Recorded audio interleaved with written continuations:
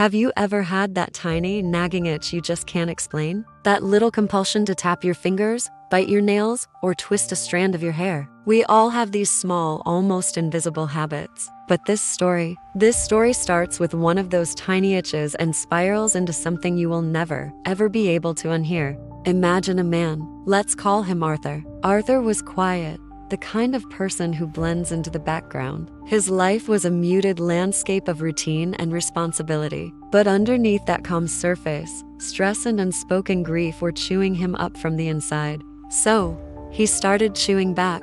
It began innocently enough: a nibble on a fingernail during a stressful meeting, a gnaw on a cuticle while lost in thought. It was his silent conversation with the world, his only way of releasing the pressure that was building up inside him. Slowly, almost without him noticing, the habit began to change. The simple act of biting his nails wasn't enough anymore.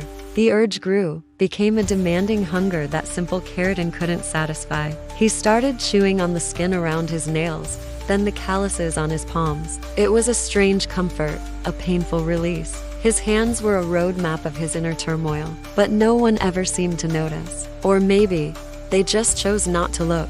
The story could have ended there, with a man and his peculiar, self-destructive habit. A sad but contained tragedy. But it didn't, because the hunger didn't stop at his own skin. It started looking for more. One day, overwhelmed by a fresh wave of loss, Arthur found himself walking aimlessly through the city. The sterile, cold smell of disinfectant drew him to an unfamiliar building. He followed the scent down a long, quiet hallway until he stood before a pair of stainless steel doors. The sign read, "Morgue," and that's where our story truly takes a turn. What started as a nervous habit, a way to cope with life's unbearable silence, was about to cross a line into the unspeakable. Arthur pushed the door open, and the habit became a hunger that could no longer be ignored. What he did next? Well, let's just say some things are better left unimagined. But I'm going to tell you anyway. This is a tale about how the smallest cracks in our minds can widen into chasms, and how the things we do to cope can sometimes consume us entirely. If you're ready to hear the rest of Arthur's chilling journey, make sure you're subscribed and have hit that notification bell, because you won't want to miss where this goes. Trust me, you'll wish you could look away.